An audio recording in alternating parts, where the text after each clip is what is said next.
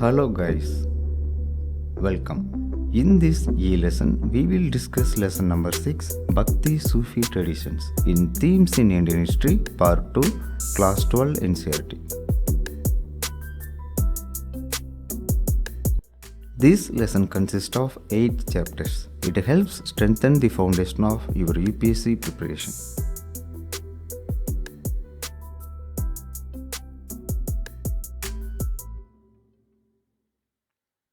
In this lesson, we are going to find answers to these questions. Where did the Bhakti movement start? How it contributed to the reformation of Indian society? What is the role of Bhakti and Sufi tradition in the development of religion and culture in India? How different religious traditions interacted and impacted each other in this process? Who were the pioneers and stakeholders in these socio-religious movements? What were the regional variations in Bhakti movement across the India? How did Bhakti saints challenge the Brahmanical order? What was the role of women in the Bhakti movement? How did Bhakti and Sufi traditions impact Indian music, art, and literature? Finally, what are the modern day influences of Bhakti and Sufi traditions in India? We will discover answers to these questions in this lesson. Let us dive in.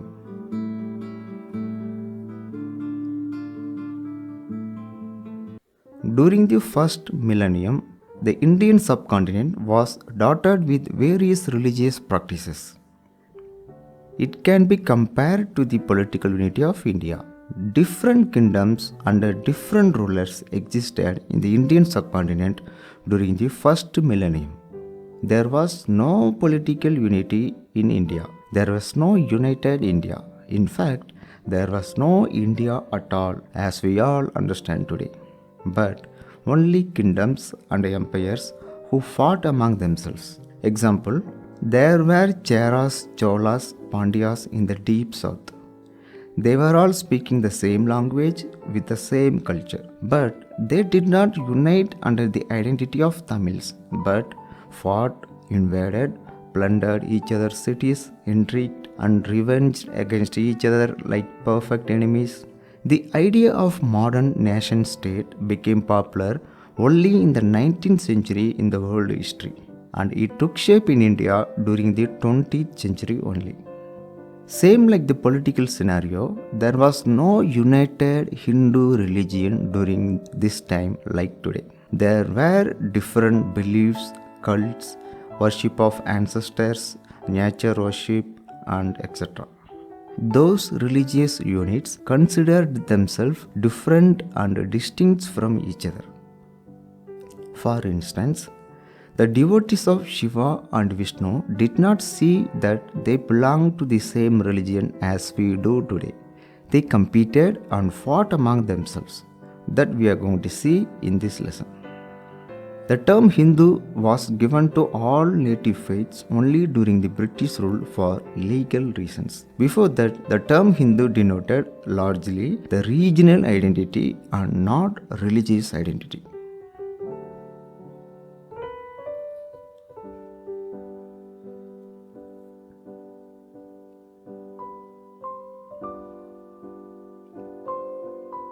Chapter number 1. A mosaic of religious beliefs and practices, meaning many religious beliefs and practices existed in India. In this chapter, we have 3 topics.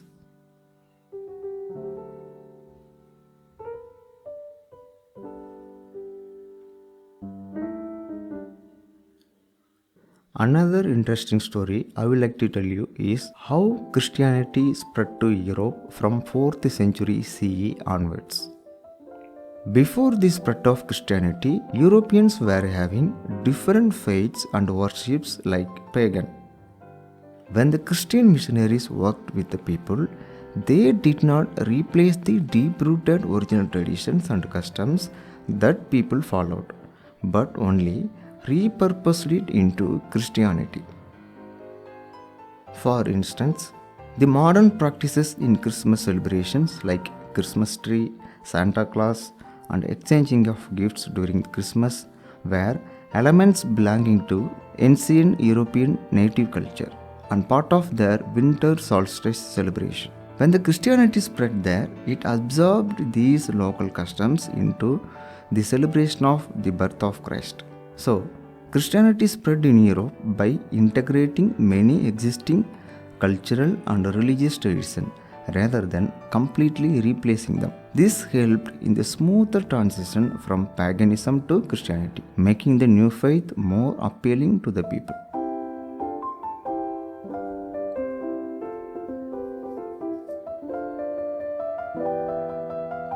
Coming back to our topic, during the first millennium, there were two types of religious traditions in the Indian subcontinent. Let us discuss what they were and how they interacted with each other. These two religious traditions were in a process of amalgamation or convergence. What were they? Brahmanical religion on the one side and local cults of ordinary people on the other. They were interacting at various levels. We can assume here that the local cults pre-existed Brahmanical or Vedic religion.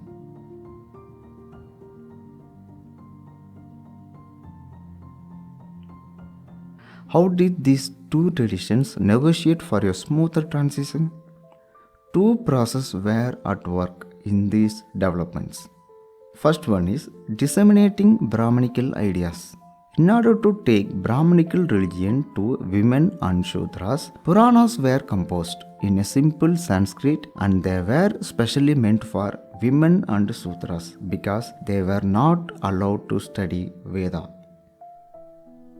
Second one is Brahmanas accepting and reworking the beliefs and practices of local cults.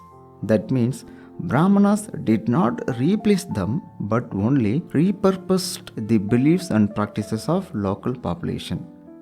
One of fine example of this is the deity of Jagannatha of Puri, Orissa. The deity was part of local tribal religious cult tradition for a long time. Later, Brahmanical tradition absorbed the deity into Puranic tradition by identifying Jagannatha with Vishnu. So, the local tradition now became a part of larger Brahmanical tradition. Next example is the goddess worship. The goddess worship is very common across the subcontinent among the common people. These are called tantric cult. Brahmanas integrated tantric cult into Brahmanical tradition by identifying native local goddesses as the wives of Puranic deities like Vishnu, Shiva, etc. And also they were equated with Lakshmi, Parvati and so on. So these processes helped Brahmanical tradition absorb or integrate the local tradition into a larger framework.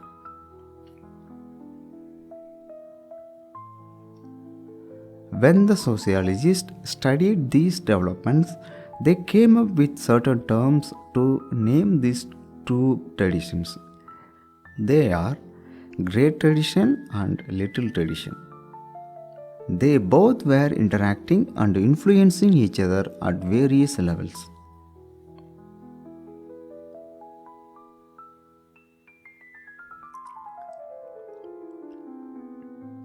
During these interactions, not only positives but also some negative outcomes emerged, resulting in some conflicts among them.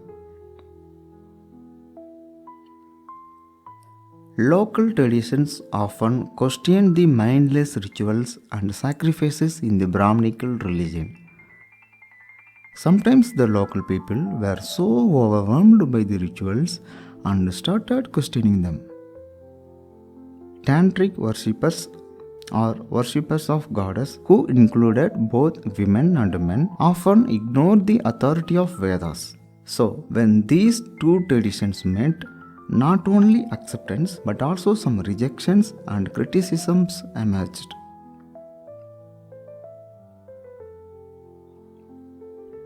Contrast between main deities.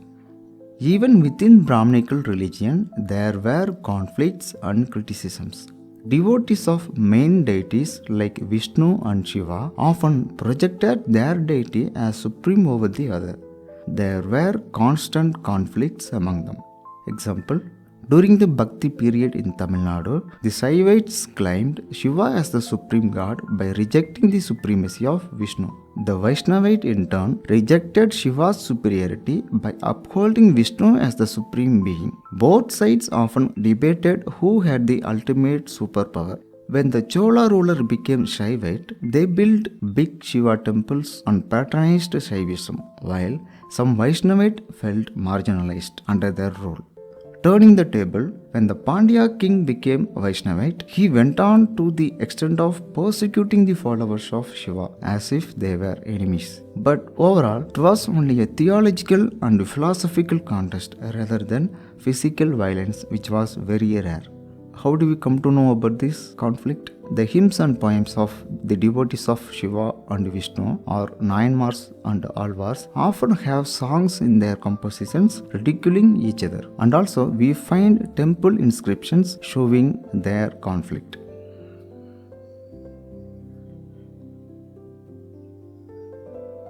Friction with Buddhism.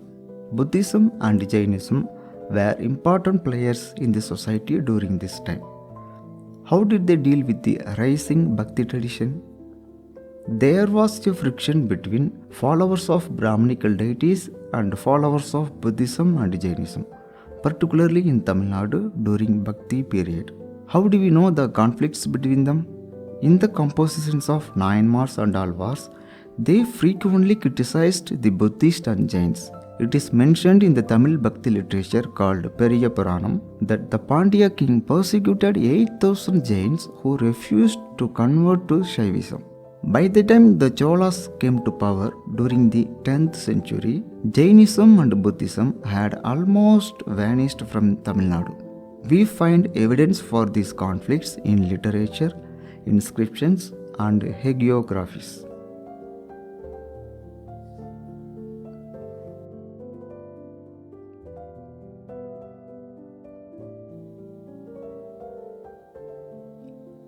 Development of Bhakti tradition.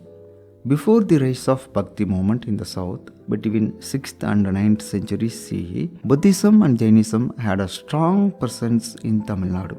They enjoyed royal patronage, influenced Tamil culture, contributed significantly to Tamil literature, philosophy, and art. The development of Bhakti traditions needs to be contrasted against these backdrops. Ultimately, Bhakti tradition replaced Buddhism and Jainism in the south due to several reasons, like Buddhism and Jainism were a kind of elitist religion focusing on philosophy and meditation. Bhakti saints, on the other hand, emphasized temple worship, rituals, and singing devotional hymns.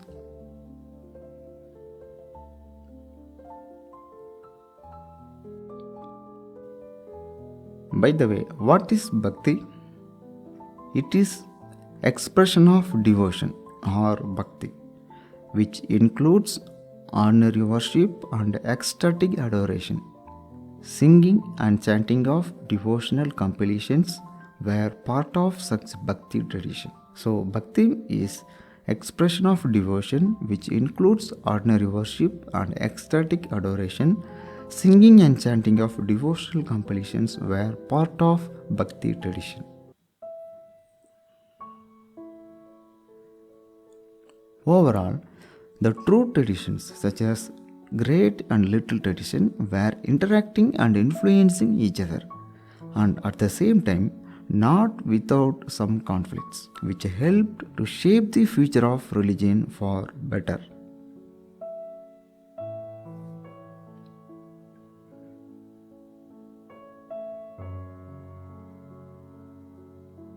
Chapter 2: Early Bhakti Tradition, 6th century. In this chapter, we have 8 topics.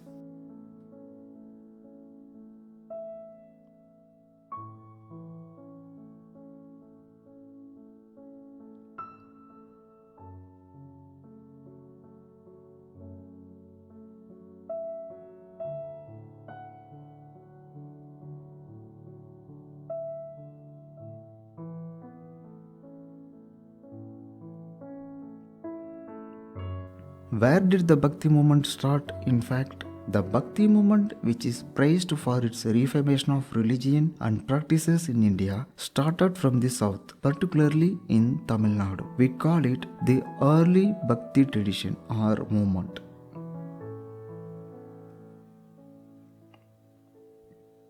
The early Bhakti tradition started in the 6th century in Tamil Nadu. The saints such as Alvars and Nayanmars who pioneered the movement were also poets who composed beautiful devotional songs in Tamil, emphasizing love, surrender and personal connection with God, which deeply influenced Tamil culture and Bhakti traditions.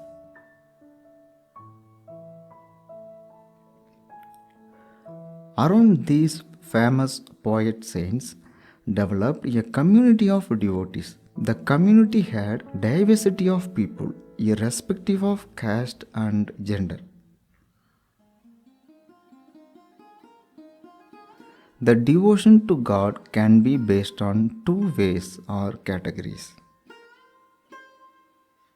Saguna, meaning God with attributes. It is seeing God in the human or any physical form like idols. Example, worship of specific deities like Shiva, Vishnu, Ganesha, etc. Second one is Nirguna, meaning God without attributes. It is worship of an abstract God, a universal God without any form. So, the whole Indian religious traditions and philosophy would come under these two categories.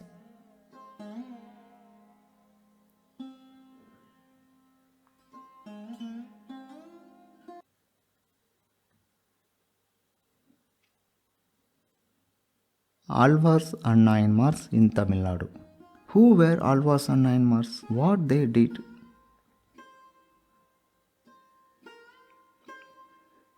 The earliest Bhakti movements in the 6th century were led by poet saints Alvars and Nayanmars. Alvars were Vishnu devotees and Nayanmars were the devotees of Shiva. There were 12 Alvars and 63 Nayanmars who are revered as poet saints in Tamil Nadu.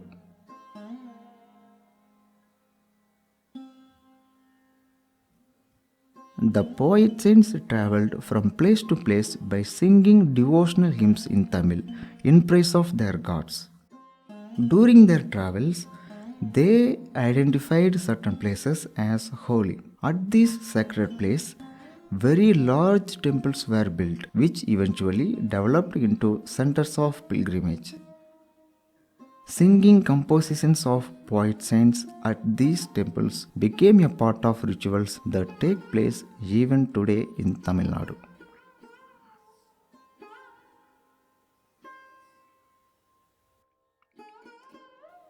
Attitude towards caste. Did they accept the existing social system? If not, what did they do to change it? Alvars and Nayanmars were against caste system and dominance of Brahmanas. They rejected the rigid caste system promoted by the Brahmanical orthodoxy, and they included people from all backgrounds, making religious practices more inclusive. They also rejected the mediation of Brahmanas between God and devotees.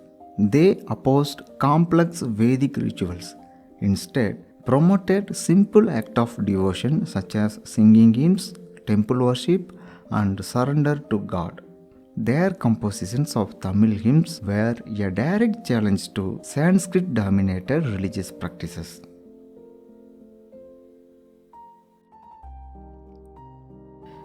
The new Bhakti tradition opened the door for people from lower caste and women who were until then considered ineligible for liberation in the Brahmanical framework.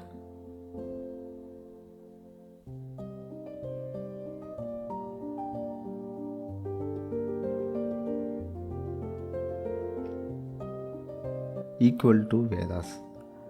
The compositions of Alvars and Nayanmars were claimed to be equal to Vedas.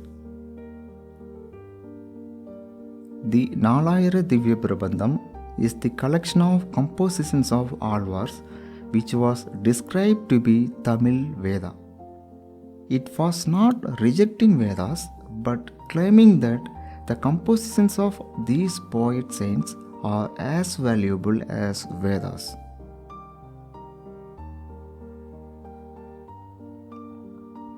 Women devotees. Were the women forbidden from participating in spiritual spheres as proposed in the Shastras? No. The important feature of Bhakti tradition was the presence of women devotees. They were not just participants but also leading the Bhakti movement. Two such important women devotees to be noted here are Andal. She was a woman Alvar and a Vishnu devotee. She composed beautiful songs in praise of Vishnu. Her compositions are sung in the temple even today. She was the only woman Alvar among 12 Alvars. The backstory about her is, from childhood, she immersed herself in devotion to Lord Vishnu. Andal refused to marry any mortal being, declaring that she would marry only Lord Ranganatha, who is a form of Vishnu in Srirangam temple in Trichy. She did not stop there. She wore flower garlands meant for Lord Vishnu in the temple, believing herself to be his bride. Though initially scolded by her father, later her father saw a divine sign in her and accepted her true devotion. She composed two important Tamil devotional texts, Tirupavai and Nachiyar Tirumali. In her compositions, she expressed intense devotion and surrender to Lord Vishnu. She imagined herself as a gopi longing for Krishna. She also yearned to marry the divine. Did she get what she wanted? The tradition says that, seeing her true devotion, Lord Vishnu himself appeared in her father's dream and told him to bring Andal to the temple as his bride for marriage. Eventually, when the Andal entered the sanctum of the Srirangam temple, she is said to have merged with the idol of Ranganatha or Vishnu. Today, Andal is worshipped as a goddess in Andal temple. Her Tirupavai hymns are still sung in Vaishnava temples, especially during winter month. Overall, Andal represents divine love, true devotion, and surrender to God.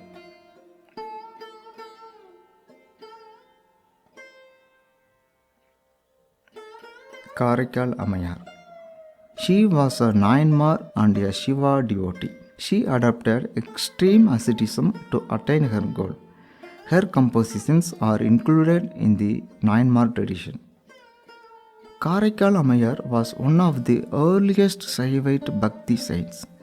She is revered as one of the 63 Nayanmars and is known for her intense devotion to Lord Shiva. Born in Karaikal, she renounced her wealthy life to devote herself entirely to Lord Shiva. She even prayed to Lord Shiva to remove her physical beauty. Overall, Karaikal Ammayar is known for her true devotion to Lord Shiva.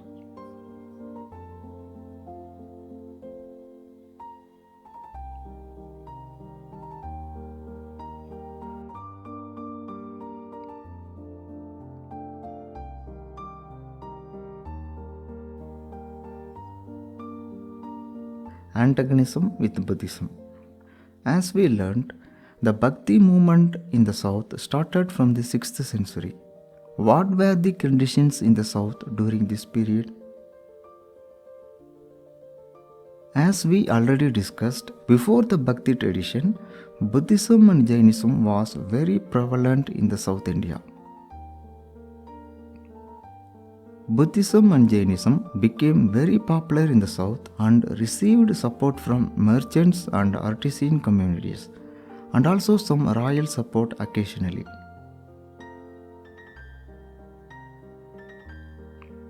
One of the reasons, among others, to start Bhakti movement was to revive Brahmanical tradition against Buddhism and Jainism.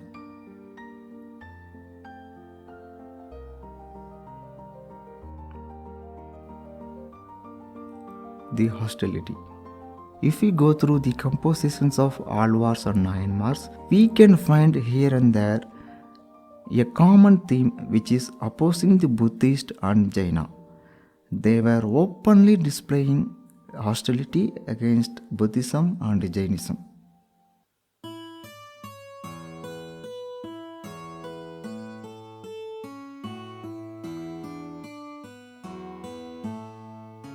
When the religious revolution was going on in the society, what were the rulers doing? Did they also participate and contribute to the movement? During the flourishing period of Bhakti movement, the Cholas supported Brahminical and Bhakti tradition by constructing temples and making land grants. They built Shiva temples at Chidambaram, Tanjavur and Gangaikonda Cholapuram. The kings also introduced singing of Tamil Shaiva hymns in these temples. The Chola king also took initiative to collect and organize Shaiva hymns into a text called Thevaram. What is Thevaram, Master? Thevaram is a collection of Shaivite devotional hymns composed by three great Nayanmar saints, Appar, Sambandar and Sundarar.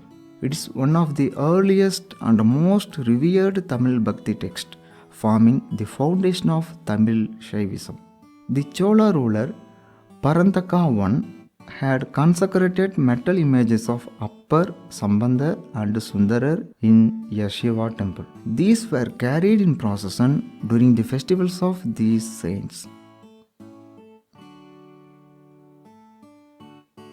Vellala peasants also supported the Bhakti traditions. Many Vellalas sided with Bhakti saints against Jaina and Buddhist influences, thereby supporting the revival of temple traditions.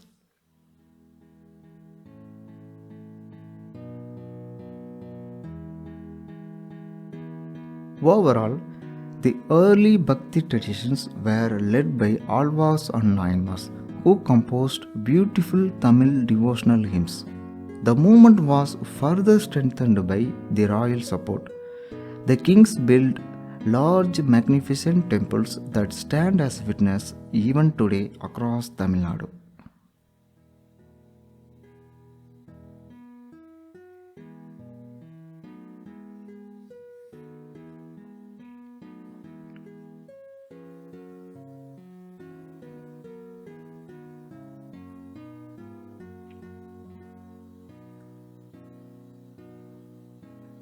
Chapter 3 Veerashaiva tradition in Karnataka, 12th century. In this chapter, we have 5 topics.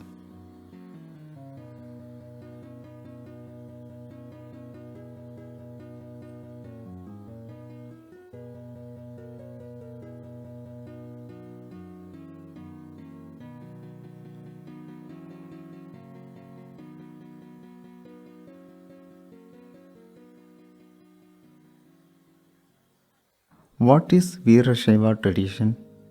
We can say that the Bhakti movement moved slightly further up to Karnataka and emerged in the form of Veerashaiva tradition during 12th century. Who pioneered the movement? Basavanna. It was Basavanna who pioneered the movement.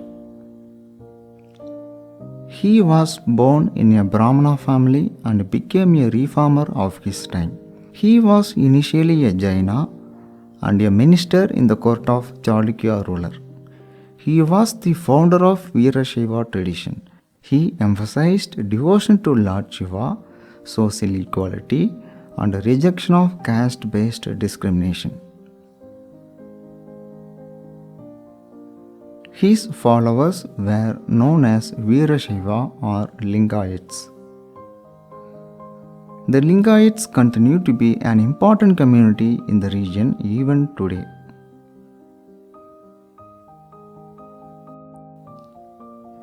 Practices in Lingayats.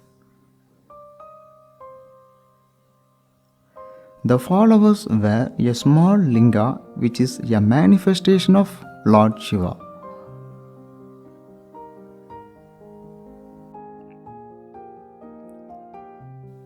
Jangama are wandering monks and spiritual teachers who are revered by people. Jangama dedicate their lives to the worship of Lord Shiva and propagation of Lingayat philosophy by traveling from place to place.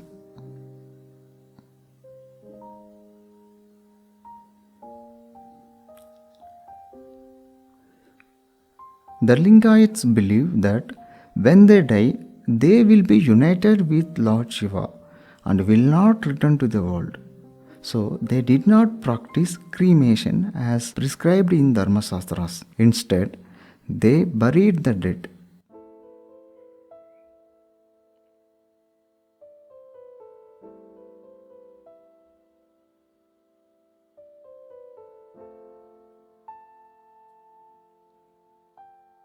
Lingayats on caste system. What were their ideas on caste and rebirth? Lingayats were against the caste system. They rejected Brahmanical rituals and caste hierarchy by promoting direct devotion or bhakti. Because of this, people from all walks of life became followers in the moment.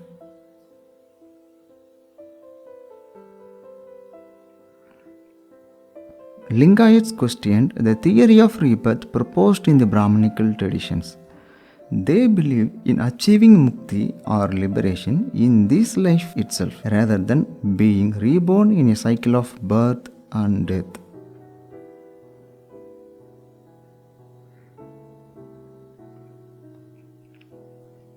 Social reforms. What were the social reforms the Lingayats put forward? Lingayats encouraged widow remarriage, and they even encouraged intercaste marriages and uplifted the marginalized communities.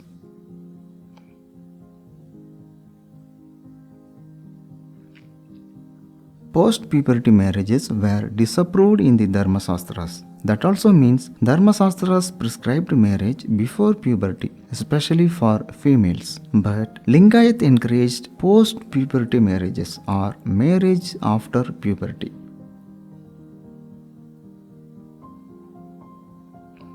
What is Vachana?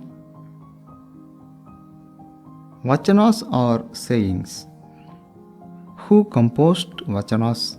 Vachanas are composed in Kannada by the women and men who joined the movement. Vachanas are short poetic verses expressing spiritual wisdom, devotion, and social norms.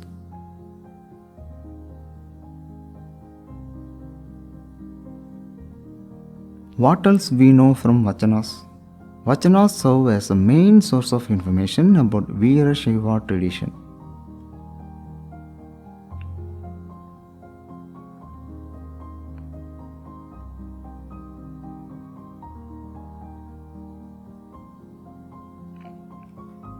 Overall, Basavana, the founder of Veerashaiva tradition, is revered as a saint and a social reformer, and his teachings remain influential in Karnataka's cultural and spiritual life even to date.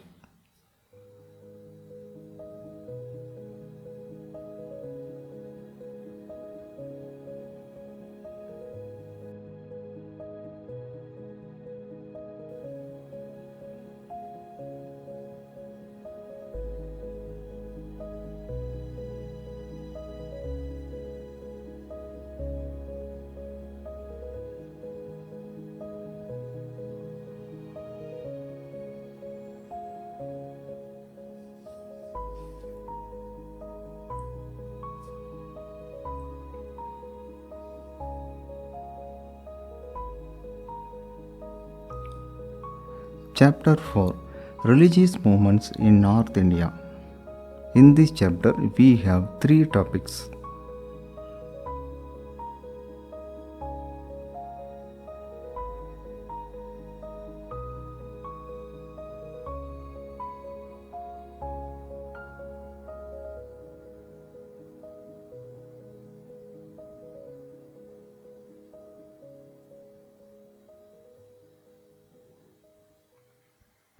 We just saw that there were quite a lot of reform activities in the south between 6th and 12th centuries. So, what was going on in the north during the same period?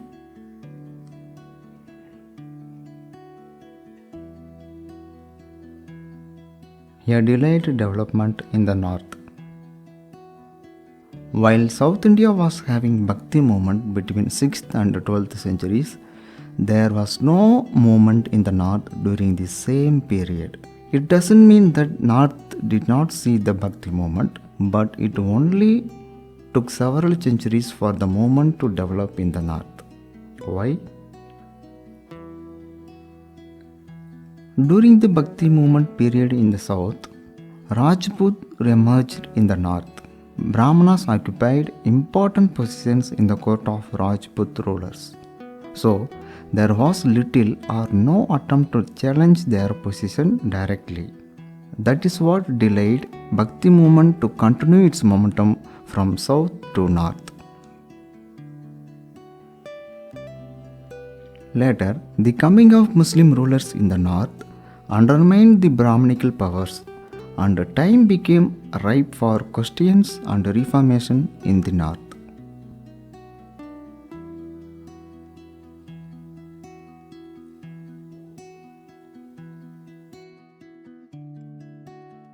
Rise of non-Brahmanical religious leaders.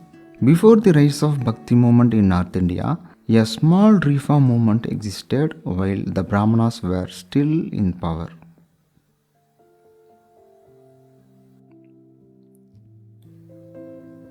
During this period, the non-Brahmanical religious leaders, namely Naths, Jogis, and Siddhas, emerged.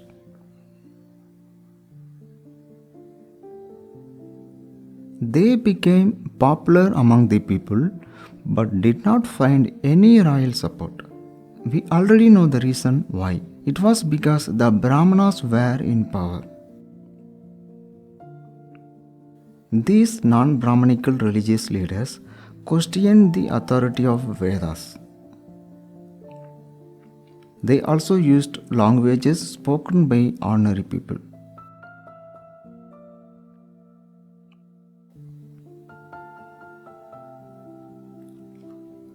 Though the Bhakti movement had delayed development in the north, it was not without any reform activity. The Naths, Jogis, and Siddhas were precursors to Bhakti movement in the north, played a reformist role during this dormant period. They influenced later Bhakti saints like Kabir and Guru Nanak, who were yet to come to make a lasting impact in India.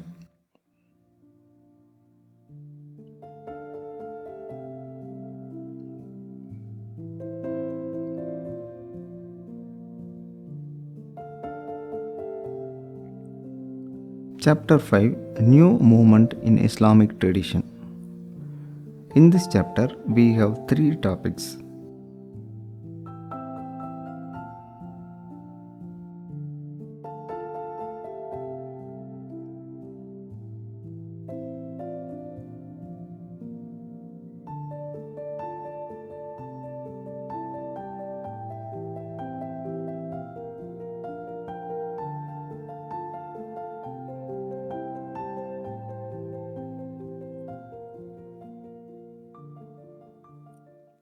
Not just native religious traditions, but also Islam in India underwent significant reform and evolution during this period.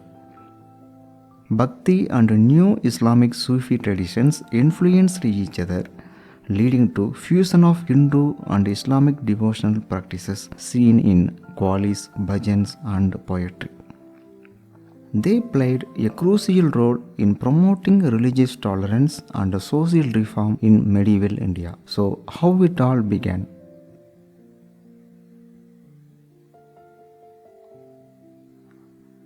Arrival of Islam in India and the question of how to rule. When the Muslim rulers established rule in India, they faced dilemma because of non-Muslim population here. Muslim rulers were obliged to rule according to Sharia and to be guided by ulama. So they were caught between the two ends. One is the non Muslim population, the other one is they have to rule according to Sharia. Master, what is Sharia? The Sharia is the law governing the Muslim community. It is primarily based on the Quran. Who is ulama then?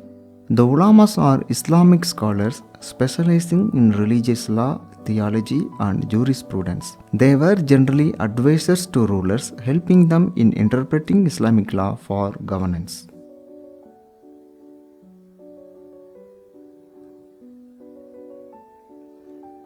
Method of inclusion. So, this problem existed not only in India but all through the Islamic empires. In the Islamic Arab regions, alongside the Muslims, there were Jews and Christians who followed the revealed scriptures. The question was how to deal with them under Islamic rule.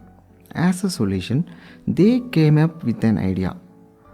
Accordingly, the category of Zimmi was introduced. Zimmi refers to non-Muslim people living under Islamic rule who were granted protection in the exchange for paying a special tax called jizya. This concept was based on Islamic law, Sharia, and applied primarily to the people of book, such as Jews and Christians. And later, when the Muslim rulers came to India, this status was extended to Hindus as well. Therefore, the category of Zimmis have to pay a jizya tax for the protection given by the Islamic ruler.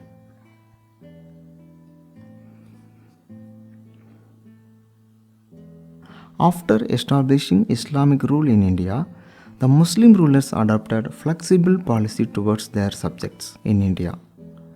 The rulers also granted lands to Hindus, Jainas, Zoroastrians, Christians, and Jewish religious institutions.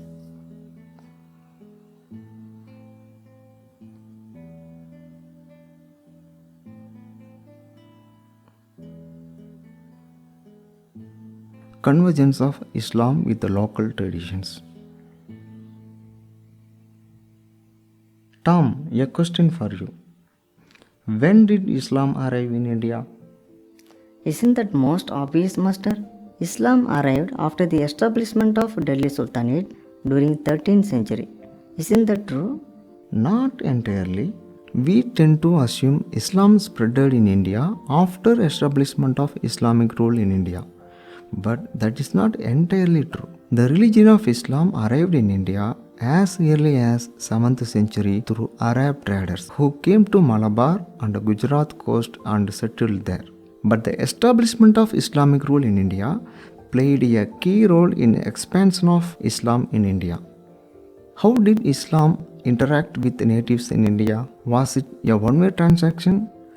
When the native people adopted Islam in India, they also infused their local customs and practices into Islam. So there were mutual exchanges between them. Let us see some of those.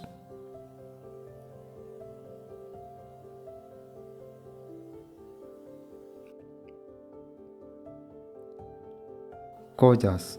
Khojas were a branch of Islamists who created indigenous literature. These included Jnana, meaning knowledge.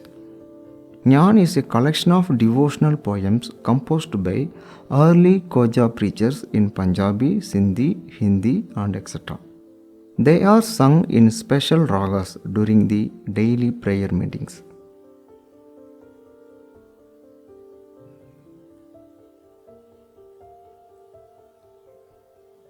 The Arabs had trade relation with Malabar coast in Kerala, buying and selling of goods such as spices, textiles, precious stones, horses, perfumes, and many more. When the Muslim traders settled on the Malabar coast, they adopted local language and customs. In particular, their adoption of local customs such as matrilineal and matrilocal practices is very significant. Master, what is matrilocal practice? In the matrilocal practice, the husband comes to stay in wife's house after marriage. the other way around of what is generally practiced in India. Thus, Arab traders integrated themselves into the local society, creating a unique Indo-Arab culture synthesis in the Malabar region of Kerala. This also helped in the spread of Islam without disturbing the local tradition.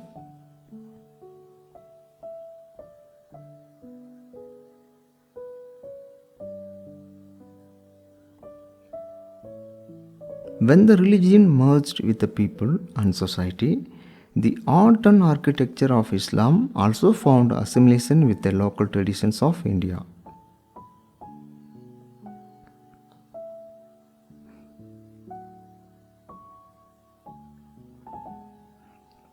Did the people of this period identify themselves with their religion? What do we know about this? Historians, after analyzing various texts and inscriptions between 8th and 14th century, found out that people did identify themselves with their regions, not religions. The term Musliman or Muslim was virtually never used. Even though Arabs, Turks, and Afghans were Muslims, they primarily identified themselves by their place of origin, such as Arabs, Turks, or Afghans, rather than as Muslims. So, regional identity prevailed over religious identity during this period.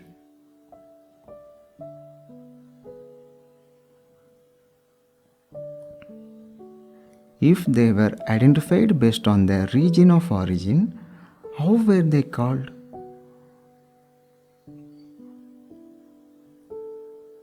Turaksha for the Turks were called as Turaksa. Tajika for people from Tajikistan. Parashika for people from Persia. Shakas and Yavanas for Turks and Afghans. Malichas for outsiders. The new migrants were referred to as Malichas, indicating they did not follow the norms of caste and spoke languages not derived from Sanskrit.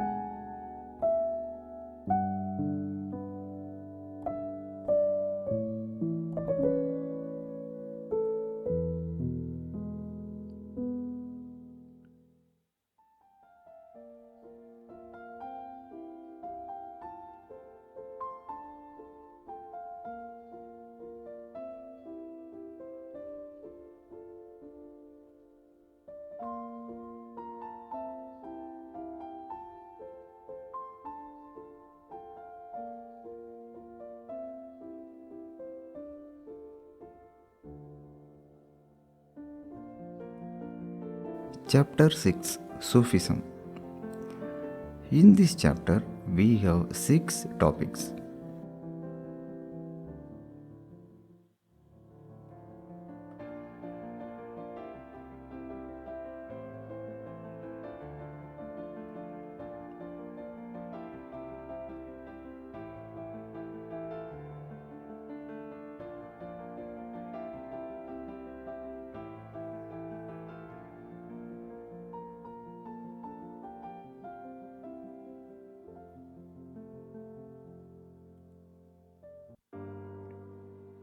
Sufism. What is Sufism? Who are Sufis? Were they Orthodox or liberal Muslims? In Bhakti movement, we learned that it was not only a religious movement but also a reformist movement, emphasizing on love and devotion for God. The same goes true for Sufism as well. Sufism is the mystical and spiritual dimension of Islam, emphasizing love, devotion, and union with God through personal experience rather than rigid rituals. Sufism emerged in Arabia during the 8th and 9th century CE. Under the Delhi Sultanate period in India, around 12th century, the Sufis migrated to India for reasons including Mongol invasion.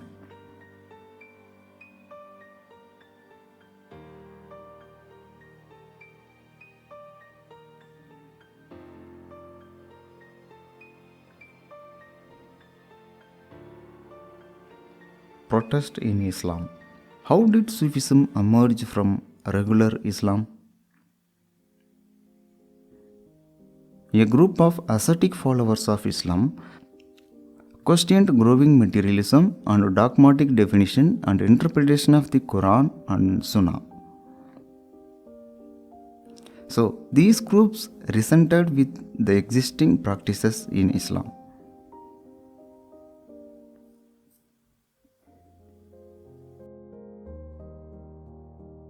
The protesters laid emphasis on salvation through intense devotion and love for God.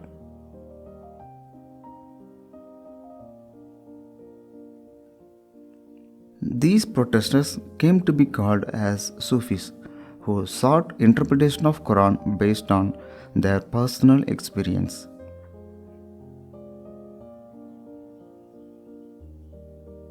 By the 11th century, Sufism evolved into a movement with its own literature and practices.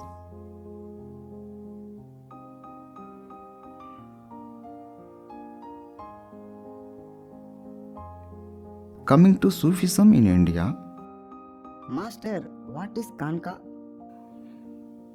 Kanka is similar to ashram in Hindu tradition. Kanka was a place of spiritual center, a place of worship and prayers, and a center for Sufi brotherhood, and a place of community service like free food and shelter.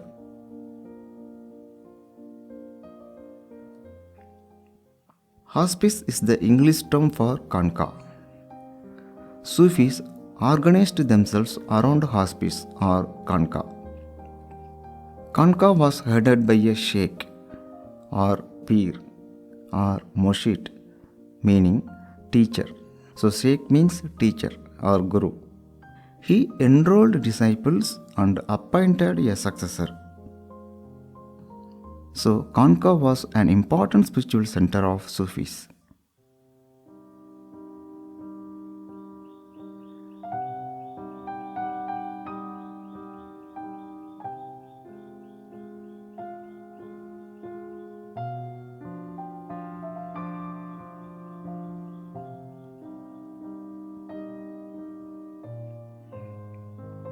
Silsilas. Silsila means a continuous chain or link. Link of what? Link between master and disciples. Khalifa after Khalifa, stretching as an unbroken spiritual genealogy to the Prophet Muhammad. So it is a continuous chain tracing back to Prophet Muhammad. So this continuous link is called silsilas or order in English. The most famous silsilas in India was Chishti silsila or Chishti order.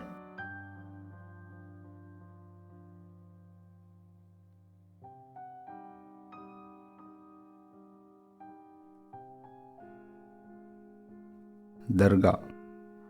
What is a dargah? It is a tomb. Generally, a tomb is used for burying the dead. A monument may be built upon it to honor or remember the dead.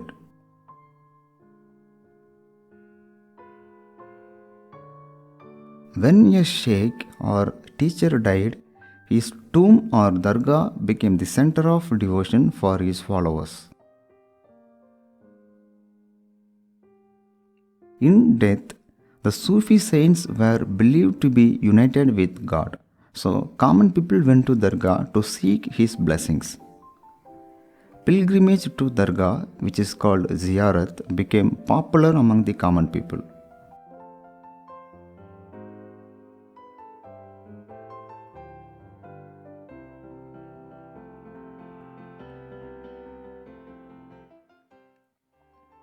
Wali. Thus, the Sufi saint who was united with God revered as Wali or Awliya in plural form.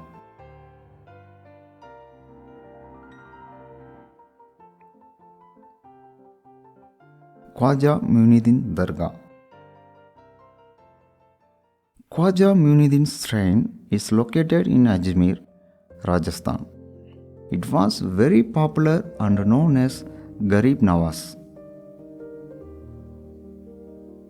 Since the Dargah was located on the trade route linking Delhi and Gujarat, it attracted a lot of travelers.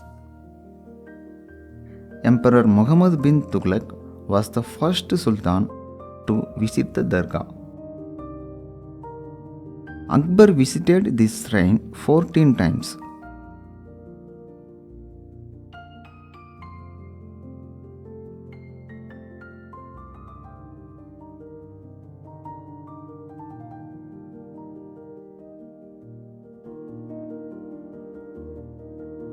And he gifted several things, notably a cauldron or dek for cooking food for pilgrims.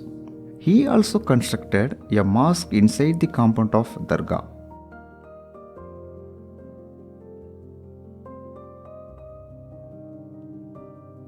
Sultan Ghiyasuddin Khalji of Malwa also funded earliest construction to house the tomb in the late 15th century. That means he also one of the emperor connected with the Dargah.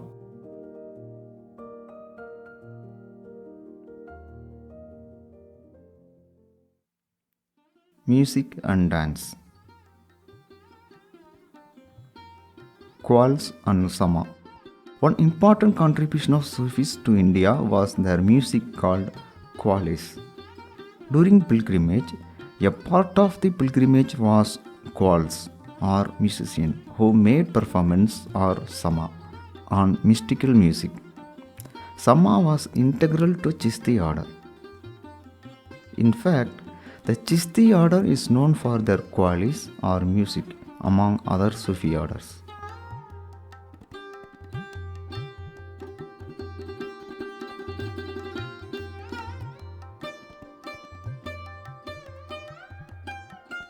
How Sufis remembered God. The Sufis remember God either by reciting Sigar or evoking His presence through Sama or performance. So, Sigar and Sama were integral to Sufism.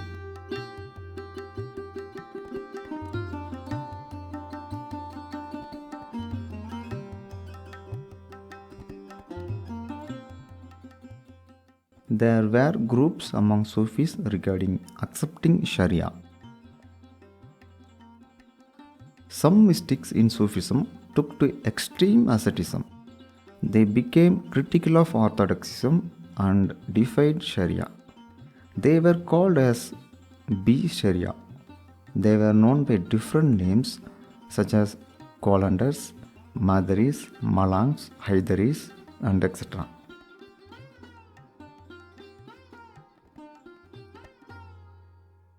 Those Sufis who accepted the Sharia were called as Ba Sharia.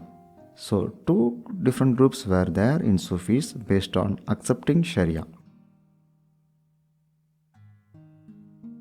Summing up, Sufis were more liberal, inclusive, and tolerant than Orthodox ulama. The Orthodox ulama focused on Sharia, while Sufis focused on spiritual experience. Sufis played a key role in promoting religious harmony in medieval India by creating a synthesis of Islamic and local traditions.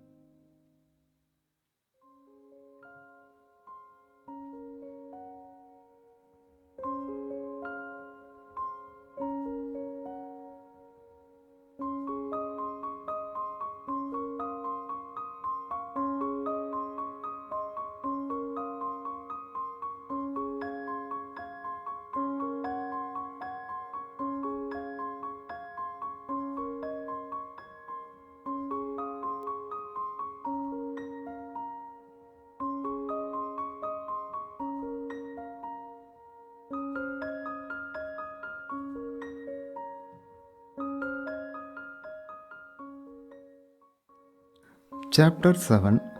The Chisti. In this chapter, we have 4 topics.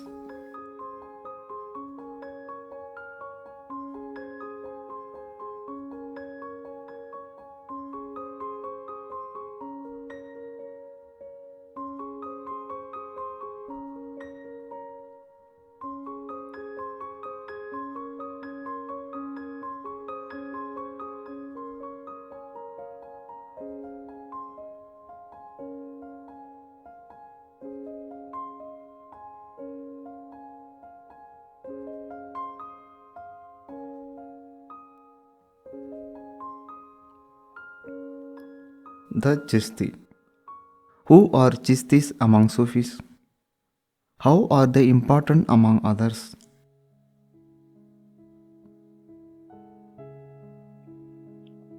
Sufis' migration to India. We learned that Sufism originated in Arabia and there were many Sufi orders or silsilas like Qadri, Sohrawardi, Naqshbandi and Chisti. Out of these Sufi orders who migrated to India, the Chisti order was the most influential. Why so? That was because they successfully adapted to Indian tradition after coming to India.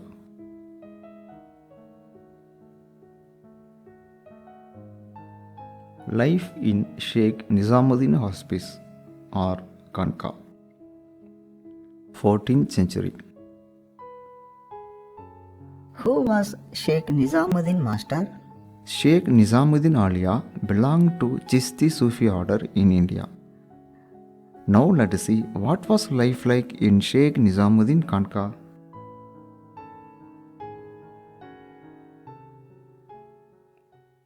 Sheikh Nizamuddin Kanka was located on the banks of river Yamuna in Ghiyaspur near Delhi.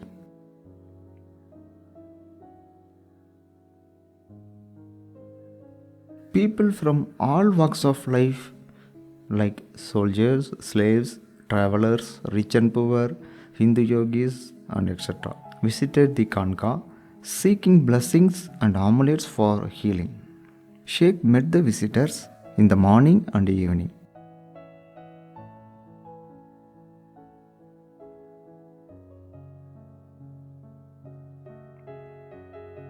An open kitchen or langar was run on charity. The langar served free food to all people, regardless of caste, religion, or social status. This practice was sustained through charity, known as Fotu in Sufism.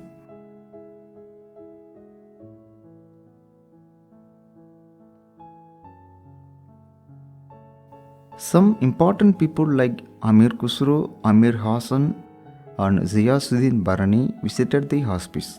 It means the Kanka was a very famous center of Sufism in Ghiyaspur.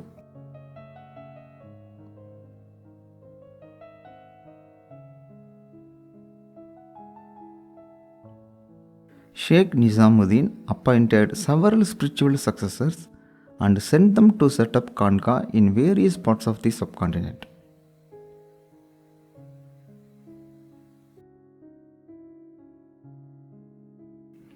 As a result, both the Chistis and the fame of Sheikh spread rapidly in India. An interesting fact here: on one occasion, when news of Mongol invasion, known for plundering and massacring people, spread, the local people thronged into the Kanka, seeking refuge in fear of the Mongols. Master, were the Mongols feared that much? Yes, the Mongols were known for plundering and massacring people during their invasion. For instance, in Baghdad during 1258, Mongols killed lakhs of people, ending the rule of Abbasid Caliphate. Another incident, in Nishapur, it was estimated that people in millions were massacred by the Mongols. Mongols used psychological warfare and terror tactics to make enemies surrender without resistance. So the fear of Mongol invasion was real. Did they ever come to India? The Mongols? Yes, they attempted. Mongols attacked India during different periods when India was under Delhi Sultanate. But they were stopped by rulers like Iltutmish, Alauddin Khalji, and Ghiyasuddin Tughlaq.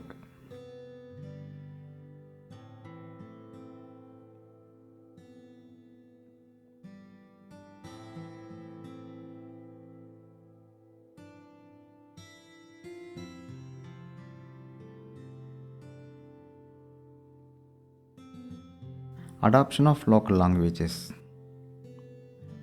It was explained that out of many Sufi orders who migrated to India, the Chishti order was the most influential because they successfully adapted to local traditions.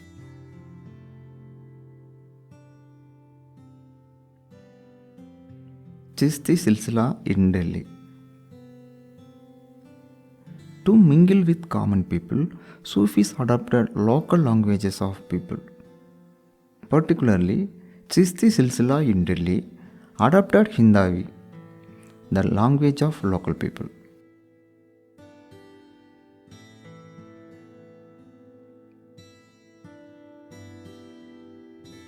Sufis composed songs that are often recited in Khanqa during Sama, and also stories in local languages like long poems or masnavis. It was used to convey mystical, historical, or romantic themes. The Chishti Sufis in Delhi and other regions adopted this poetic form to reach the common people through storytelling. Padmavat was composed by Malik Muhammad Jaisi. It is a love story revolving around the romance of Padmini and King Ratansan. He was the king of Chittor.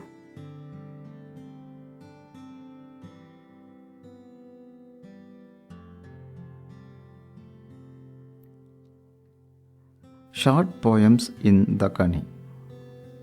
Dakkani is a variant of Urdu in Deccan region. Short poems in Dakkani, a variant of Urdu in Deccan region, were composed. These short poems were usually sung by women while performing household chores like grinding, spinning, and etc. These poems, known for their rhythmic and melodic qualities, served multiple purposes. They provided entertainment, eased the monotony of labor, and acted as medium for expressing emotions, wisdom, and social themes. Rooted in folk traditions, these verses reflected the cultural and linguistic synthesis of Deccan region. Over time, they contributed to the rich oral literary heritage of Dakkani Urdu. Lurinama or lullabies. Common themes in Lurinama were love and protection of a mother for her child, and divine love and moral and ethical lessons. These lullabies, like other Sufi compositions, were a way for Sufis to engage with the society, blending spiritual wisdom with everyday life. Shadinama or wedding songs. It is sung by women during pre-wedding and wedding rituals. This strengthened social ties and preserved cultural traditions. Common themes were blessings for the couple, playful and humorous elements, and metaphors from Sufi poetry connecting earthly love to divine love. So, these local adoptions helped Sufis to connect with the common people more effectively.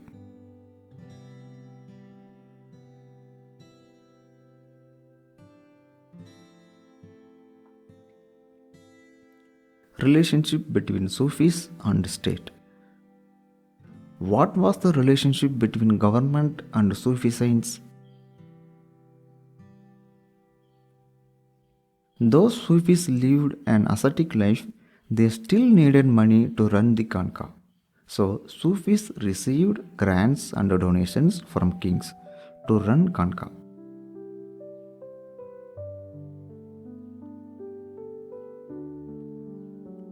how Sufis were needed to the rulers. Often rulers wanted association with popular Sufi saints in order to gain legitimacy. When the Turks set up the Delhi Sultanate, they did not obey the guidance of ulama. So, in order to balance and get legitimacy, Sultan sought Sufis to derive authority directly from the Quran. Not only that, the kings wanted their tomb to be in the vicinity of Sufi Dargah or Khanqa, maybe for some spiritual reasons or because they wanted to be remembered by people after their death.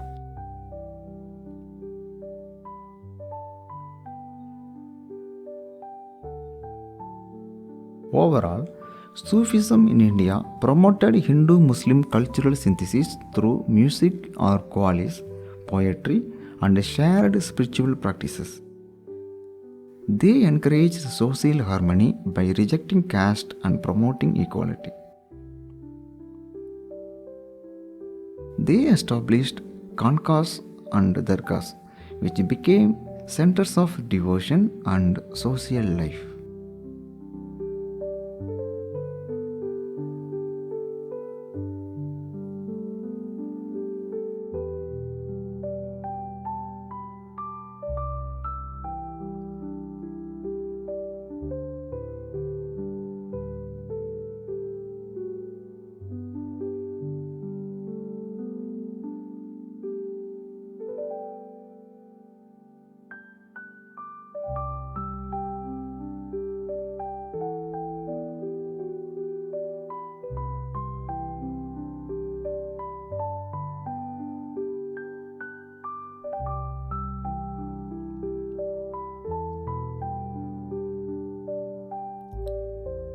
Chapter 8 Devotional Movements in Northern India.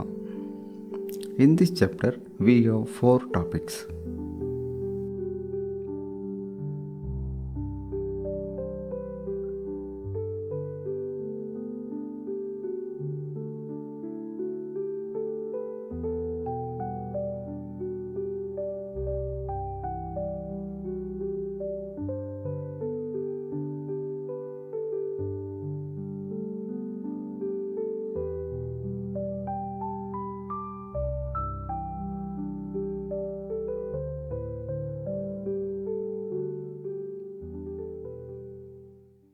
The 14th and 15th centuries witnessed a powerful wave of devotional or Bhakti movements in Northern India, emphasizing love, equality, and direct connection with God. These movements challenged rigid caste hierarchies and ritualistic practices, making spiritual teachings accessible to common people.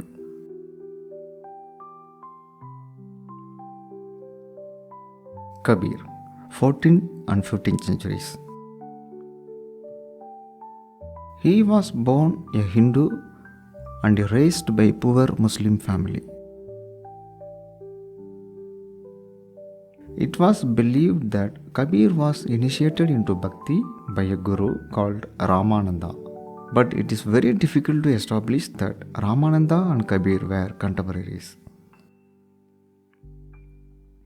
Kabir's ideas were probably crystallized through dialogue and debate with the traditions of Sufis and Yogis. So Kabir was influenced by both Bhakti and Sufi traditions. Sources to know him: Kabir Baijak, Kabir Grandavalli, and Adi Granth Sahib. So these are the sources through which we know about Kabir.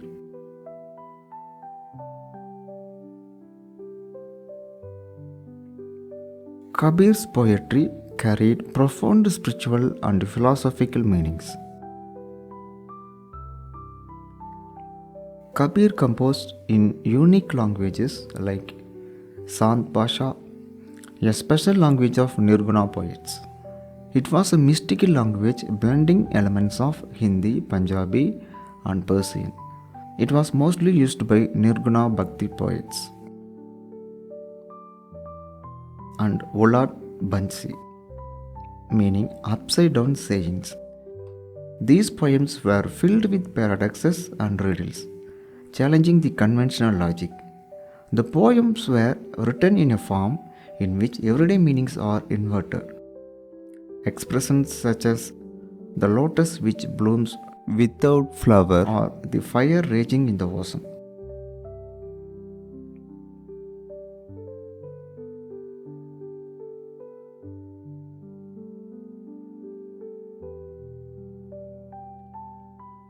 He composed a mystical poems, but we don't know whether all his poems were composed by him.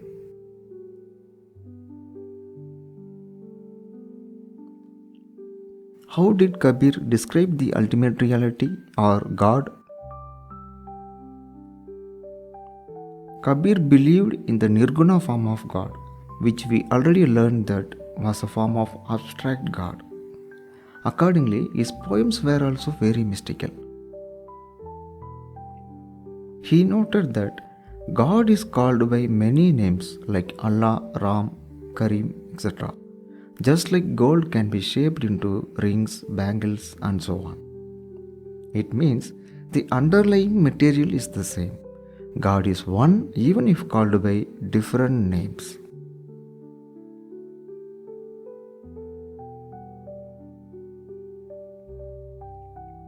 He advocated monotheism, a single abstract God. He used terms from Vedantic traditions to describe the ultimate reality, like Allah, Nirakar, Brahman, Atman, and etc. He also used terms from yogic traditions such as Shabda or Shonya.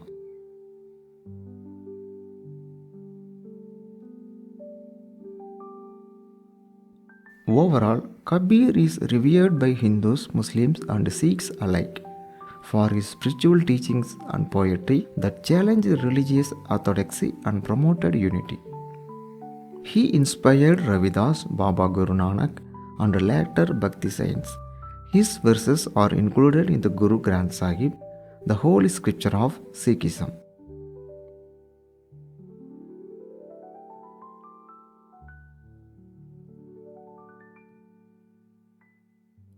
Baba Guru Nanak. Baba Guru Nanak was the founder of Sikhism and first of 10 Sikh Gurus. About Baba Guru Nanak. He was born in a Hindu merchant family. He was trained to be an accountant.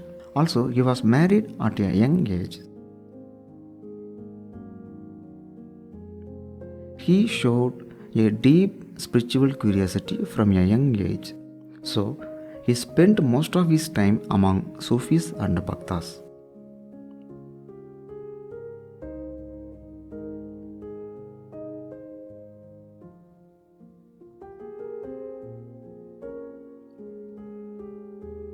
His doctrines. He advocated Nirguna form of Bhakti. He believed in one formless God. He rejected sacrifices, rituals, idol worship, austerities, and scriptures of both Hindus and Muslims. He rejected all of them. He noted that God had no gender or form. He believed in abstract God beyond everything.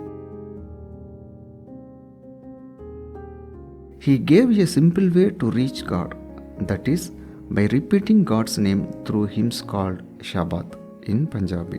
So, by repeating the Shabad, one can feel connected to God.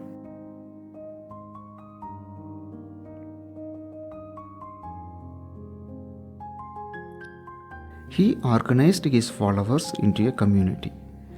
Guru Nanak transformed his teachings into a structured community, shaping Sikh identity and ensuring that his message of devotion, service, and equality would continue.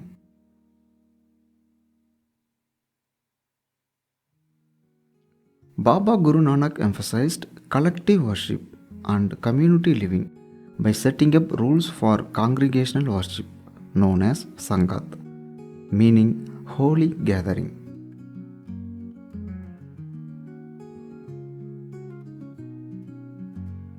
Baba Guru Nanak ensured that his spiritual teachings would continue by appointing one of his disciples, Angad, as his successor, and the second Sikh Guru or preceptor.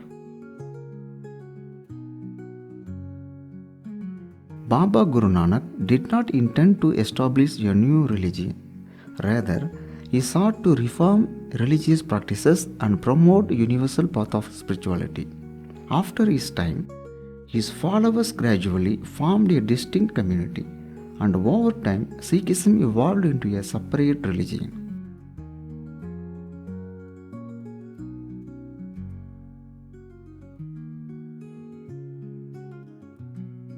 Fifth preceptor, Guru Arjan.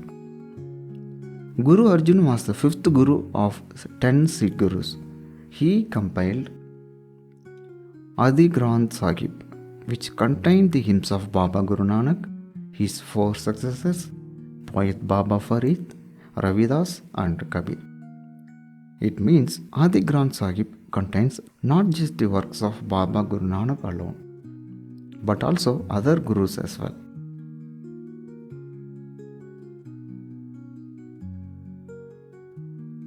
Guru Bani is sacred hymns and teachings of Sikh Gurus recorded in Guru Granth Sahib. Guru Bani forms the core of Sikh worship in Gurudwaras through kirtan or devotional singing.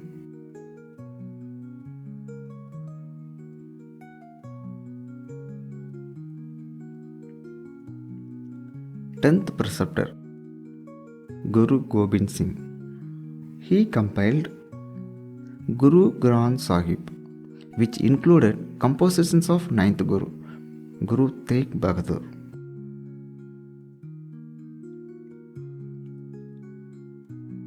He also laid foundation for Khalsa Panth and defined its 5 symbols.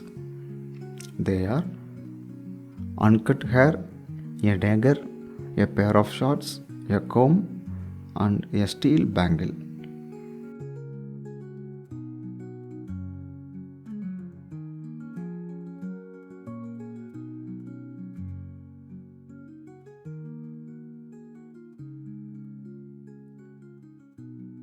Under 10th Guru, the community got consolidated as a socio-religious and a military force.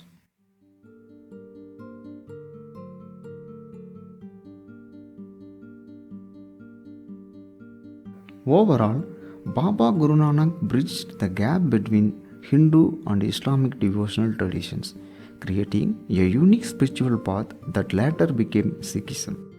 He played a crucial role in shaping the religious and social landscape of medieval India by rejecting sacrifices, rituals, idol worship, and advocating equality, devotion, and ethical living. His hymns and teachings were later compiled in Guru Granth Sahib, the holy scripture of Sikhism.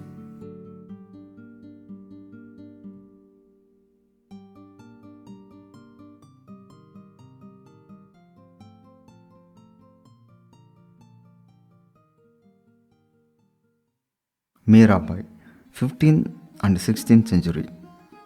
Mirabai's life and poetry broke societal norms, emphasizing devotion over duty, love over restrictions, and God over worldly bonds.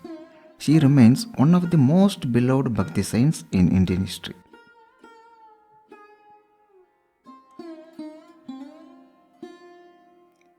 She was a Rajput princess from Merta in Marwar. She was married against her wishes to a prince of Mewar, Rajasthan. After her husband's death, her in-laws tried to poison her. But she survived and escaped from the palace.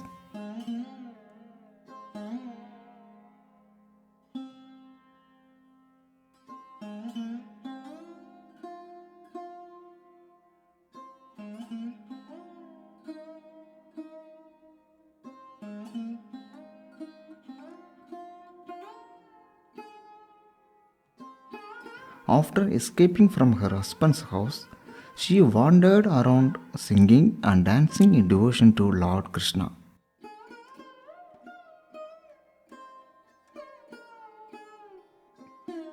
She practiced Saguna form of Bhakti. She recognized Lord Krishna as her lover and became a wandering saint, composing songs that were characterized by intense expression of emotions.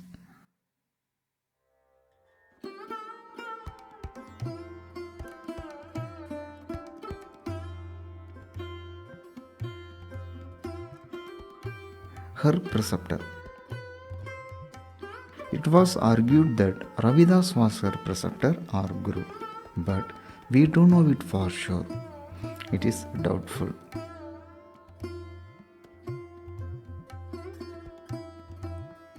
She inspired poor and lower caste. Although she did not attract a group of followers, she became an inspiration for centuries, especially for people from lower caste.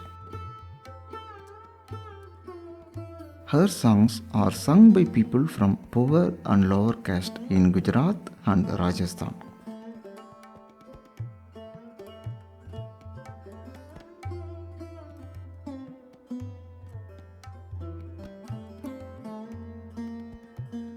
Overall, Mirabai is specially known for her deep devotion to Lord Krishna and for challenging social norms including caste and gender restrictions.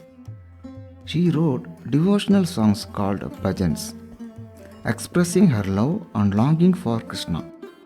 In later part of her life, she is said to have moved to Dwaraka, the place associated with Lord Krishna, where, according to legend, she merged into Lord Krishna's idol, symbolizing her complete spiritual union with the deity. Does Andal cross your mind now? Yes, Master.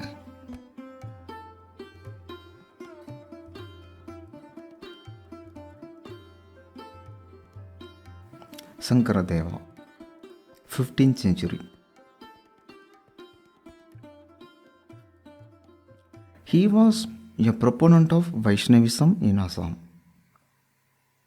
He played a crucial role in spreading Bhakti movement in northeast India.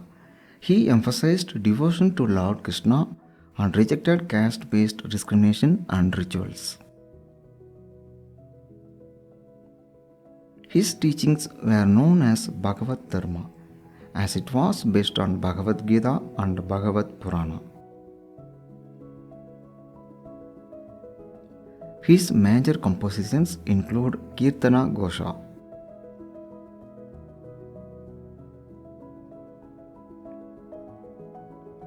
He emphasized the need for Nam Kirtan, the recitation of names of the Lord in satsang or congregation of devotees.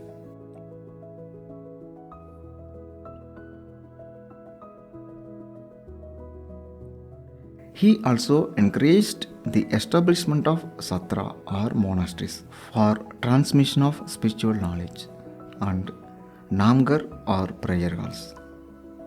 So he encouraged establishment of satra and namgar.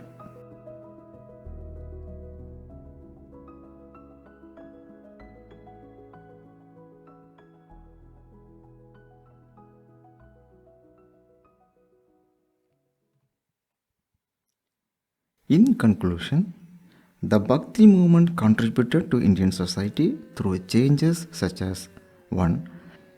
Shifting focus from rituals to personal devotion. 2.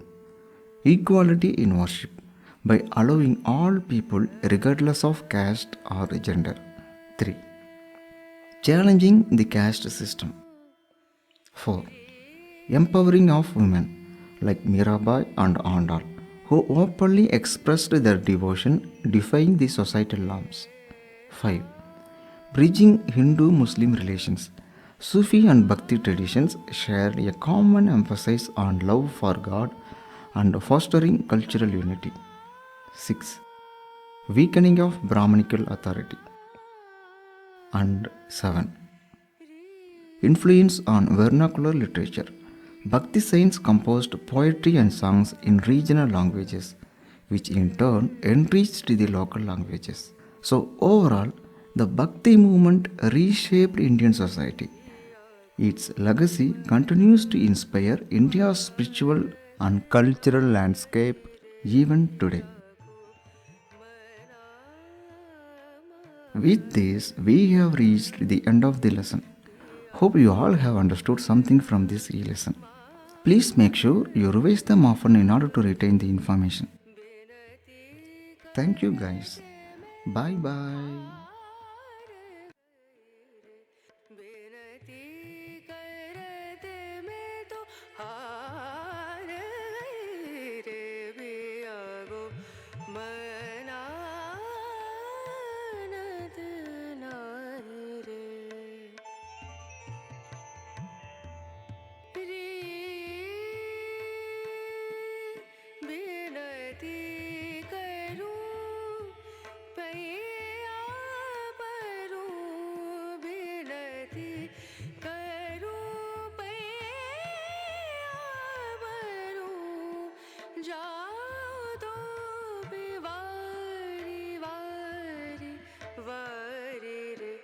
बेनती